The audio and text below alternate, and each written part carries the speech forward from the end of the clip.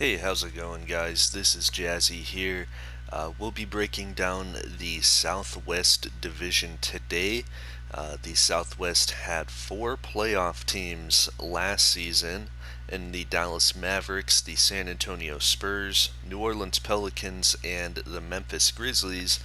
And then they also have the Houston Rockets, who are the ninth seed, just half a game out of the eighth seed from the Memphis Grizzlies. So it's a very tough, a very competitive division. And right now, the Dallas Mavericks are the head honcho of the division. They were 19-1 last season, good enough for the second seed in the West, where they eventually lost to the Sacramento Kings in the Western Conference Finals. So, like I said, very tough division. And let's jump right into it. So to start off with here, we will take a look at the Houston Rockets. As mentioned before, the Rockets were the ninth seed in the West. They fell just short of the playoffs as they were one loss behind the Memphis Grizzlies for that eighth seed. So it was a tough year for the Rockets. They've been struggling a little bit the past couple of seasons. And when you have a team that has guys like James Harden and Russell Westbrook, they're still in their prime yet, but they're on the tail end of it at 31 and 32 years old, respectively. And they're getting, almost $89 million together just for this season. And then next season, as long as they opt into their player option and don't pull a Chris Paul, they'll be at about 94 million. 94 million. My math might be a little off today. So that really puts some restrictions on how you can build a team when you have two guys getting that type of money. There's really only so much that you can do to surround them with the necessary talent and pieces to make it work. So obviously you have James Harden coming back. He's on that huge deal. Still a absolutely offensive superstar. Can score in a multitude of different ways. He can shoot from the logo from behind the three-point line. He can slash inside with the best of them. And he's definitely the best in the NBA at getting to the free throw line and getting those foul shots in. So a guy like Harden still obviously incredibly valuable to a team, especially like the Rockets, who have really built their team around James Harden and what he provides to the table. So really things shouldn't change too much there from Harden. You see his efficiency has dipped a little bit the past couple seasons, but the raw production is still there. So you hope he can kind of get back to his more efficient ways where he's shooting about 44% from the floor, as well as 37% from three. Next, we have Russell Westbrook. Westbrook joined the Rockets in the Chris Paul trade in 2019. Westbrook really has had two pretty solid years for the Rockets. He shot a career high 41.9% from three last season and scored about 20 points a game. His rebound and assist numbers have fallen off, as you might have expected when he came to the Rockets and started playing with James Harden, who's an excellent assist man and rebounder as a two guard, and then even Clint Capella, who's one of the best rebounders in the NBA. So really the hope that you have there for Westbrook is that he can keep shooting at an elite level. He doesn't take a ton of threes per game, but the ones he does take are very efficient shots, as you can see, as he shot nearly 42% from three last season. Also coming back with Westbrook and Harden is Clint Capella. Capella put up about 9 and 13 last year. The year before that, about 11 and 13. So his offensive numbers have dropped off a little bit. He wasn't nearly the efficient rim runner that he was last season. So you hope that he can kind of get back to that level of scoring at about at least a 57% clip, if not greater than that. Because you see, from 2016 all the way till 2019, he was good for about 13 to 16 points a game, while also converting about 65% of his shots. So you hope that Capella can still be that efficient rim runner that this Houston team desperately needs. There have been some rumors of Capella being on the trade block for Houston. They were looking at getting Royce O'Neal before he was shipped to Cleveland from the Utah Jazz. So Capella, he's still young, he's 27, still a tremendous athlete for a center. So you hope that Capella can kind of turn it around again and get back to becoming an elite rim runner, as well as protecting the rim on defense. But joining him in the front court is Jeremy Grant. Grant joined Houston during last season. He was traded from the Cleveland Cavaliers to Houston. And really, he has the ability to become a tremendous difference maker for the Houston Rockets. He's an excellent 3-and-D type of guy. He can guard inside. He can guard on the perimeter. And he's just an athletic freak at 6'8", 210. He's only 27 himself, so he still has some room to grow yet as he enters his prime. You hope that he can get his three-point shot back up into at least the 30s as far as percentage goes. Because you see in OKC he shot 39% from three, in Denver 38%, and then he came to Houston and shot just 27% from behind the arc. It could be possible that those were just two outlier years in which he shot 38% and 39% from three. Because really his shot has been pretty shaky throughout his career. He's a career 33.2% three-point shooter. But regardless, even if he converts just 30% of his three-point shots, he's still a threat from behind the arc, and you can't leave him open, which really makes it tough on the defenses when you have Russell Westbrook and James Harden slashing inside and getting whatever they want on the defense. So Grant, really, he's a great fit next to Clint Capella. They're both great defenders, very athletic guys. So hopefully they continue to mesh well in that front court and provide Harden and Westbrook some stability in that front court. But also coming back is Jakob Poeltl. Poeltl joined the Rockets midway through last season in a trade with Denver that sent Eric Gordon out to Denver. So the Rockets were able to shed Eric Gordon's contract, which is one of the worst in the league today. And what they got back was a very strong center in Poeltl. As you can see, he got almost 13 boards a game last year, which is incredibly impressive. Or excuse me, I was looking at per 36 numbers. Yeah, he averaged 4 a game, which isn't that great.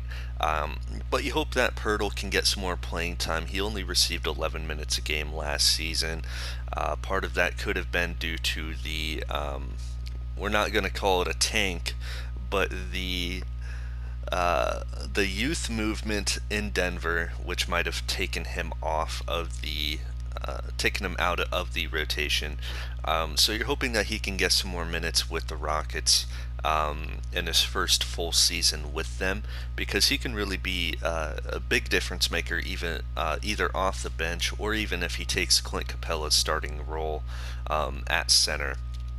They have him locked down for 3 years at a pretty solid contract, about $30 million. So Poeltl really has he still has upside. He's only 25, and he's getting better every season.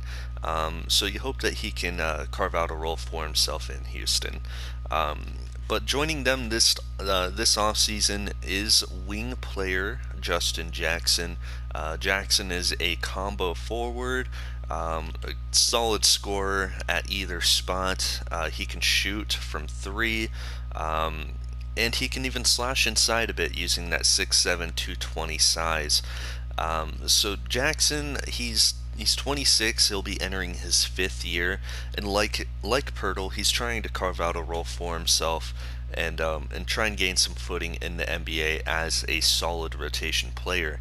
And with the lack of depth for the Rockets, you should expect Jackson to receive a good chunk of minutes off of the bench for them. He signed just a 1-year, $3.95 million deal with them.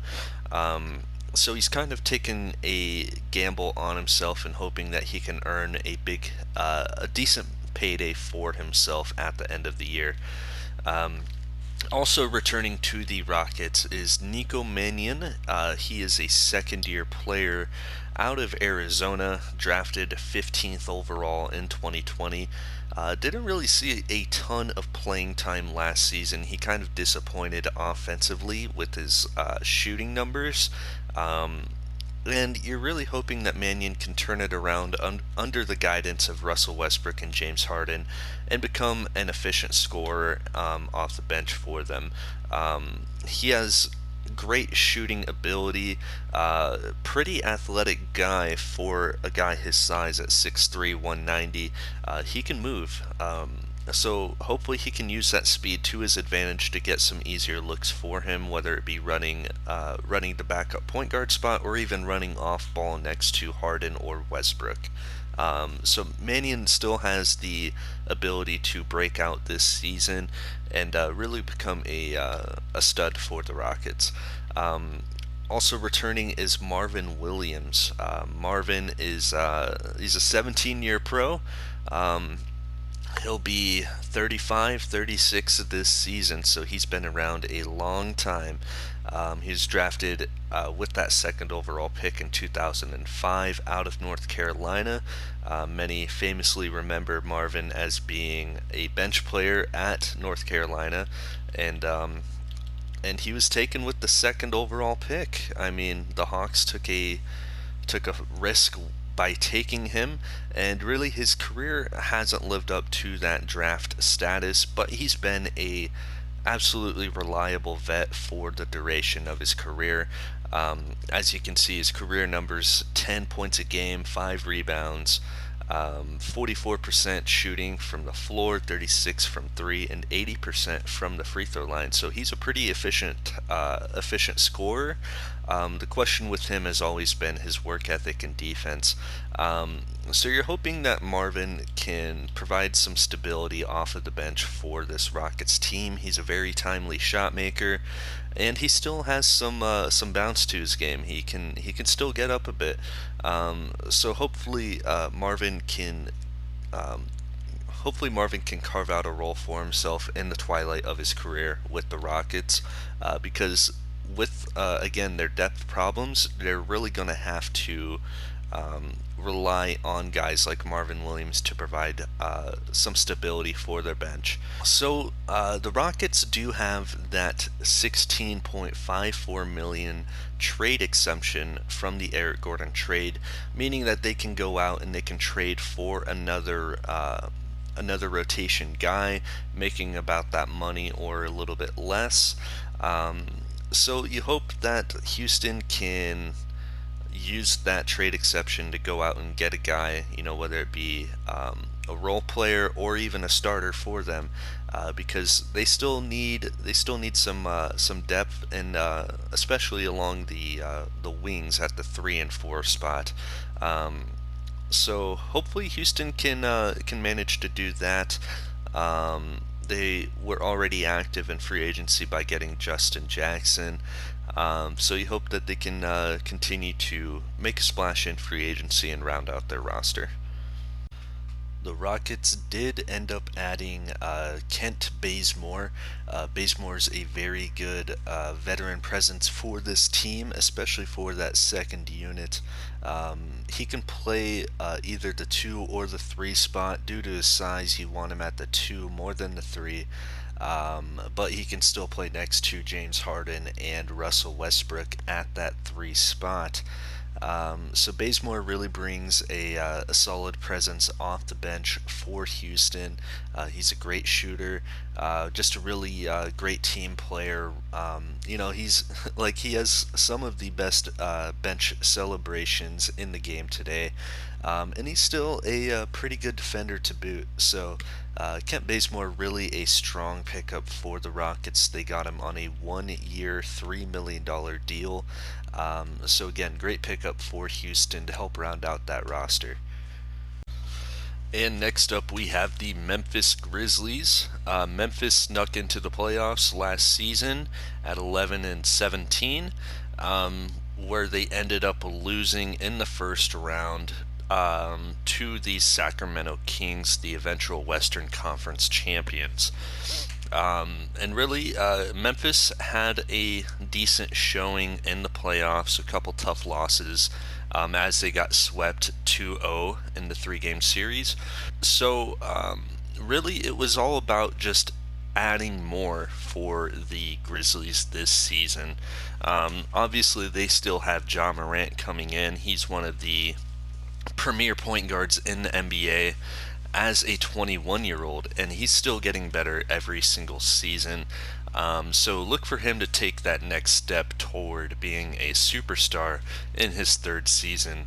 He could really have a very strong breakout year for this club. Joining Ja Morant is Chicago Bull shooting guard Zach LaVine. LaVine was in the trade that sent Brandon Clark and Evan Fournier to Chicago for Zach LaVine. They also sent the 11th overall pick, which was Charlotte's pick, to Chicago. So they got back a guy like Zach LaVine, who is just a pure scorer.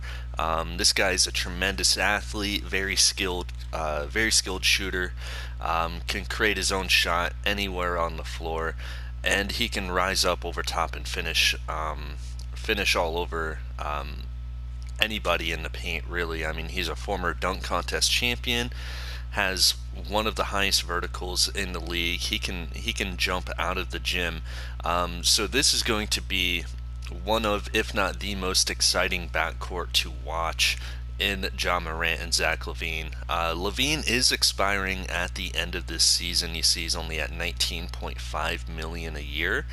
And that is up after this season. He will be 27 by the time he's a free agent. So it'd be worth it for Memphis to max him out, perhaps, and try and secure him for the long term to pair with Morant if everything works out accordingly. But joining those two in free agency is Kelly Oubre. Oubre had a bit of a strange year last year. He started off in Phoenix. He was a very productive player, and then he was traded for Derrick Jones Jr. So Oubre went to Miami, where he was a valuable part of their rotation. Wasn't a star guy, but he was a tremendous role player, probably one of the elite role players in the league last season. So what Memphis is hoping for is, by signing Oubre, he can kind of take that next step. You see, they signed him to quite a huge deal. So he'll be getting just over $30 million this year. It is a front-loaded contract, and he finishes at $26 million in 2025, as long as he opts into his player option after 2024. So Oubre, he brings a lot to the table. He's a tremendous defender, excellent shooter. He's a great athlete at 6'7", 203. He can play either forward spot. He's best suited at that 3 spot, though, which works perfect for Memphis, as they have Jaren Jackson Jr. at the 4. So that's a very young trio of perimeter guys to build around. But then you get into the front court where things get even more interesting. You have Jaren Jackson Jr. Coming into his 4th season in the NBA, still just 21 years old. This guy has all the potential in the world. He has great size. He's an elite athlete, and he can shoot. He can shoot the 3 ball with the best of them as far as stretch bigs goes. So he can really fill it up on the offensive end, but on defense, he's a tremendous shot blocker, and he pairs very well with their center, James Wiseman, on that end. Thanks to his athleticism, he's a very rangy defender. He can guard on the perimeter, or he can come down and lock down the paint for you. So he's going to be one of the premier help side defenders in the NBA, thanks to his athleticism and shot blocking ability. But joining Jackson in that front court is James Wiseman. Wiseman was the runner-up of the Rookie of the Year award last season. He was the 2nd overall pick in 2020. Lost the award to Vernon Carey Jr. From Cleveland, but he, regardless, still had an absolutely outstanding season. He put up 18 and 12 a game, had 2.5 blocks, 2 assists, and 1 steal. So he was in the Defensive Player of the Year running as well for his efforts. So Wiseman, he's a huge body, 7'1", 240 pounds. You hope that he can add a little bit more strength to his game, because right now he's mostly just an athletic freak with his speed and agility and jumping ability as well. So you hope that Wiseman can add some strength and add some muscle, just so that way he's not bullied inside by any of the more physically imposing centers in the league. You think of guys like Joel Embiid, guys like that can really have their way inside with the majority of centers in the NBA. So if Wiseman wants to take that next step toward becoming an elite paint protector, he's going to have to add some strength to combat that. But offensively, he's one of the best inside finishers in the NBA. He has a decent mid-range shot that he's developing. His 3-ball isn't quite there yet, but it could be with some time. But he can score in the low post as well. He's a bit of a throwback player. And really, thanks to the shooting ability of the other 4 starters in Morant, Levine, Oubre, and Jackson, Wiseman can really have a big season if they tend to use him as that throwback type of big and do a 4-out 1-in concept where he is posting up, and if it's not there or if he gets doubled, kick it out to a shooter for 3. So even then, the pick and roll with him and Levine, or him and Morant is surely to be very productive as well. So coming back to the Grizzlies, is former Memphis Grizzly and arguably the best Grizzly in franchise history, Mike Conley. Mike Conley is just 33. He's going into his 15th season in the NBA. Obviously very talented point guard. He's starting to fall off a bit in terms of athleticism, which has really hampered his offensive production. But he's still a lights-out shooter. You can't leave this guy open, and he's a tremendous floor general as well. So he can really be a huge asset to this Grizzlies squad as a backup point guard behind Morant. Not only due to his on-court production, but thanks to his locker room presence. He can be a great mentor for guys like Morant and Levine moving on into the future. So hopefully Memphis can lock him down for a bit longer, as he just signed a 1-year deal with them for nearly $10 million a year, $10 million this year. So hopefully they can lock him down and keep that veteran leadership going for them, because their starting lineup is incredibly young. The average age is like 22 or 23. So the hope with Conley is that he can come in and provide stability, not only on the floor but in the locker room as well. And then returning to the Grizzlies is big man DeMarcus Cousins. Boogie Cousins has fallen off the past couple seasons, mainly due to injury. But he is starting to get a little older as he is 30 years old.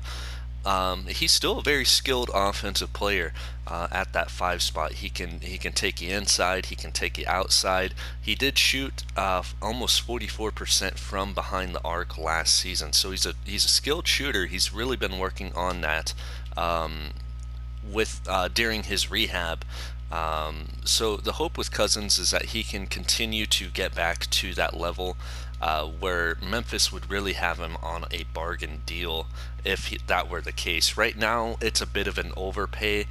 They gave him 2 years, about $34 million last year, and he's on the second year of that deal now, making $17 million. So the hope with Cousins is that he can get back to at least somewhat of his form that he had in Sacramento, New Orleans, and even Golden State, where he was putting up 16 and 8 a game. So Cousins really could be a home run swing for the Grizzlies if he's able to get back to that previous form. Also returning to Memphis is Seth Curry.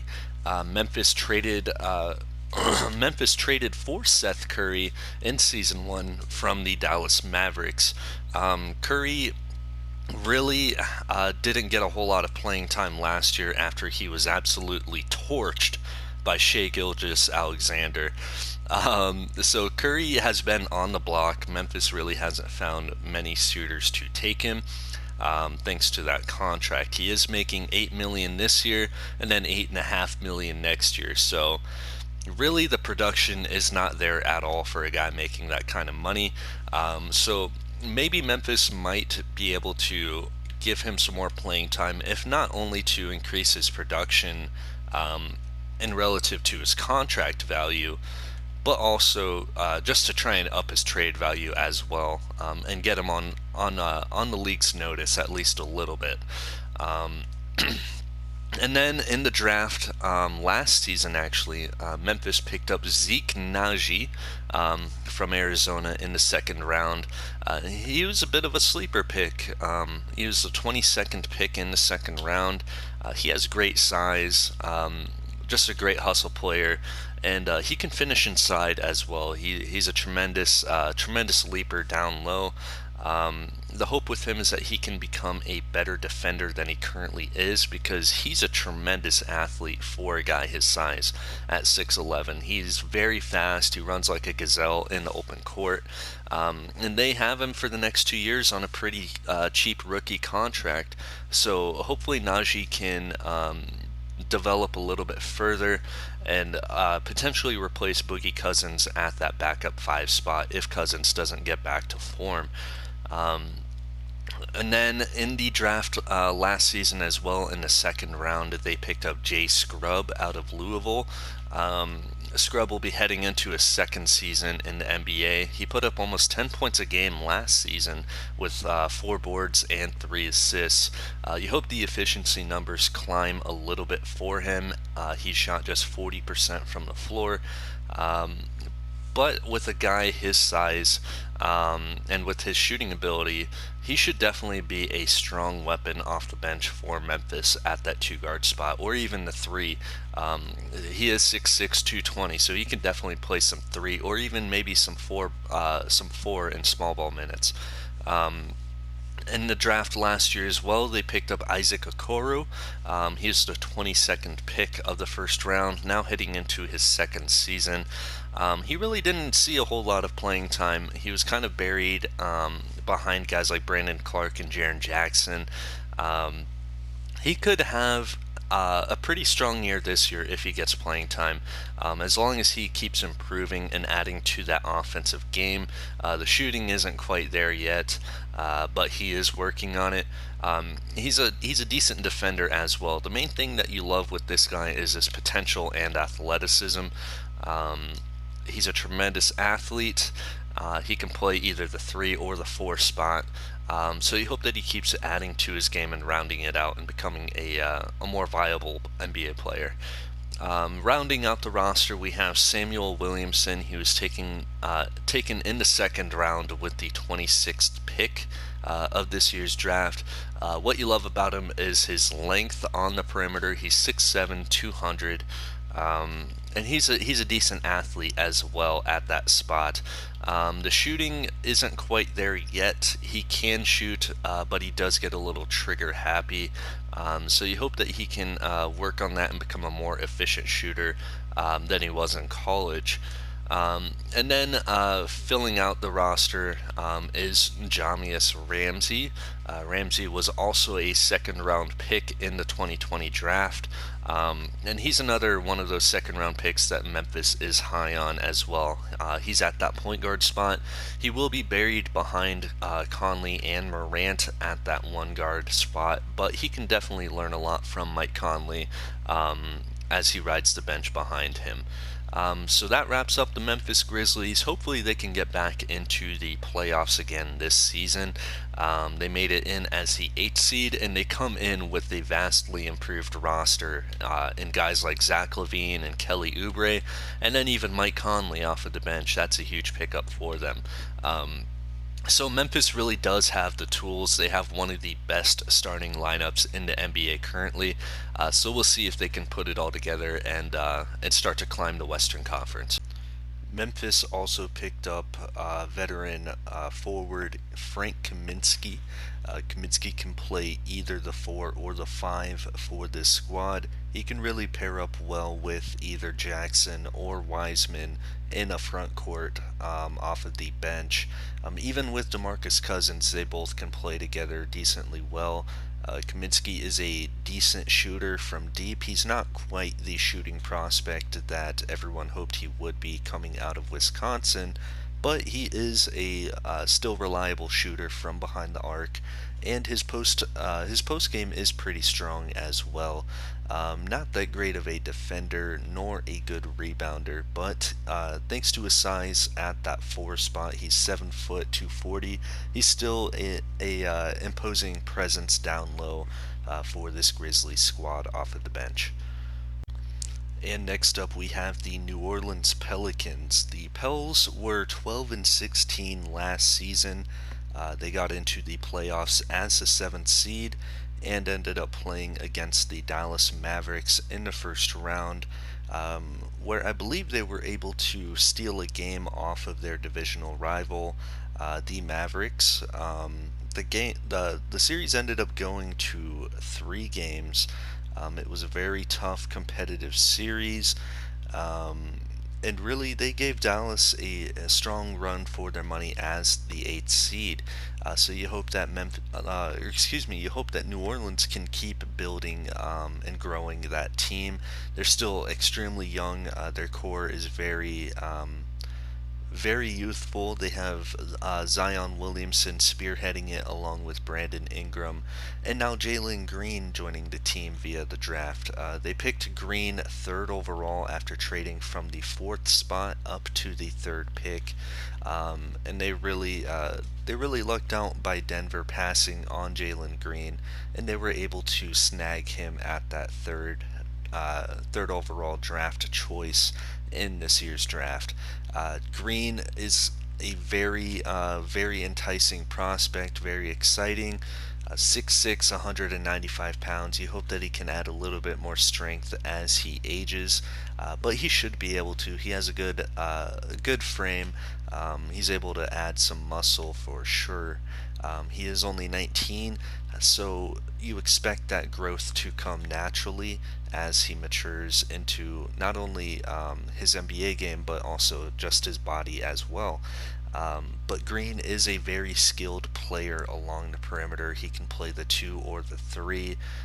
Just a gifted scorer, tremendous athlete. Like this guy, he is one of the, I would say one of the top 2 prospects that we have seen in the last 2 years, right behind Cade Cunningham. So the thing that you hope with Green is that he can really carve out a role for himself early with this squad. Obviously, you have Zion Williamson and Brandon Ingram. They'll be commanding the majority of the touches, but Green can definitely get his own, um, especially if they decide to run one of Zion or Ingram more with the second unit on their own to try and propel the second unit up a little bit. Then Green can really take over and start looking for his own shot and create for himself. You hope that eventually he can work on his perimeter defense. He does get blown by a bit too easily on that end of the floor. And then you also hope that he can add to his playmaking game. You want him to not only be a good scorer, but also a great passer as well. If he's going to become that superstar. But Green is a very promising prospect. Had one of the highest verticals in the draft. So you hope that Green can come out really strong here for the Pels. But like I said, you have Zion Williamson returning to the Pels yet again, just 21 years of age. He's really starting to grow into the player that most of us expected him to be. He's at 27 points a game, 9 rebounds, and then 3.5 assists as well with the steal and a block a game. So he's a very versatile player. Man, he's an absolute tank. I mean, he's 284 pounds at just 6'6", but that doesn't hold him down at all. He's a tremendous athlete, just extreme explosiveness. This guy is definitely on his way to superstardom, if not already there. He could definitely enter top 10 discussion in the NBA this season. And then flanking him, you have Brandon Ingram. Ingram has been at 20 points per game the last couple seasons. Really, since entering New Orleans, he's really taken that next step toward becoming a more high volume scorer in the league. You hope that he can get his field goal percentage back up, as he's dipped from 49% down to 43% the past 2 years. But his three ball is coming along and getting more and more efficient every year, which you love to see. And Ingram, as we all know, a very rangy guy, very slim but long player. So he can really get a shot over the top of a lot of different players defending him. And again, like Jalen Green, you hope that Ingram can keep adding to his game defensively, as well as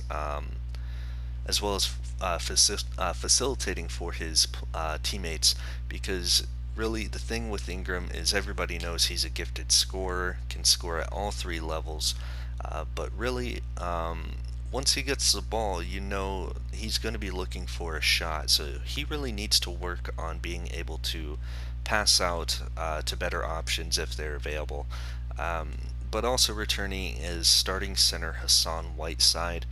Whiteside, as we all know, just an absolute beast inside physically, but mentally he's not quite where he should be. Not saying he's a lunatic or anything like that, but he just isn't as consistent as the top centers in the NBA. He's a tremendous rebounder and a great shot blocker, but he does have some mental lapses on the floor that cause him to that cause his play to dip a little bit. He gets really down on his confidence, and you really just want him to be that paint protector inside that you can rely on, as well as clean up any putbacks on the offensive end. But really, he's one of the best rebounders in the game today, which is always tremendously valuable for a team. So he's still 32 years old. He did get a decent contract from the Pels last season. And he has 2 more years left. He gets 25 million this year and then 26.5 next season. So they're locked into him for the next couple years unless they're able to find a suitor to take him on to dump that contract. But really, it's not that bad of a contract for a starting center, which Whiteside really can provide you with stability at that position. But it's not quite the elite center in the NBA yet. Then you have Lonzo Ball. Lonzo came back to the Pels on a 3-year, roughly $36 million deal. And Lonzo, or excuse me, that is a 3-year, $66 million deal, not 36. But Ball is just a tremendous playmaker for a guy his size. You think of LaMelo Ball in Phoenix. He's 6'7".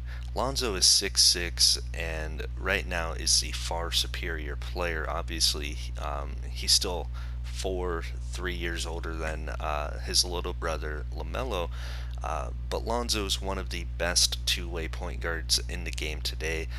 Just a tremendous defender. He really uses his size well on that end of the floor. Despite really not being an elite athlete, especially for a point guard, he is a little slow, but he really uses his defensive instincts and IQ extremely well on the perimeter. And then he comes down on the other end, and he's one of the best playmakers in the game as well. He has been working on his three ball quite a bit. He did shoot 36.5% last season, so you love to see the development there from his jump shot, and let's hope that he can keep it going. Next, the Pels have Taurean Prince, who they just traded for a day or two ago. They all they had to give up, I believe, was a second round pick. So this is a very low risk, high reward player for them to acquire. Prince is he's a decent two-way player at that three spot. He can go to the four in some small ball lineups, but really you want him at the three. And he can shoot. So this is a great guy to pair with that starting lineup that you see here. Prince, he's a very good two-way guy for a team like the Pels who needed a two-way guy, especially since Ingram and Green are a little weak on the defensive end. Also returning to the Pels is 21-year-old center Jackson Hayes. Hayes was picked with the 8th pick in 2019, heading into his third season now. His playing time has remained steady. Not a whole lot of minutes, about 18 minutes in season 1 and then 16 last year in season 2. And really his numbers have pretty much stayed consistent, even despite the minute drop. So you hope that Jackson Hayes can kind of crack the rotation a little bit further, especially if Hassan Whiteside falls off a little bit due to age. You could really see Hayes step in here and become the starting center for the Pels if that's the direction that they want to go in. They still have him on contract for 2 years, thanks to that team option, and then he'll be a restricted free agent for the Pelicans. So they'll be looking to hang on to the young center here, as he still has a ton of upside for that 5 position. Also coming into the Pels is Markieff Morris. Morris played for the Pelicans last season after he signed a 2-year, roughly $11 million, $12 million deal. Morris, he is what he is at this point, and that's just a hustle guy, a great energy player off of the bench, and he can shoot. He can shoot the lights out if he's on. So you hope that Morris can provide stability off of that bench for the Pelicans, as well as shooting, because this is a team that could really use a lights out shooter, and Markieff can really be that for them. Even though he is 31 years of age, he's still at the tail end of his prime, and he can really provide a lot for this Pelicans team. Next is Al-Farouq Aminu.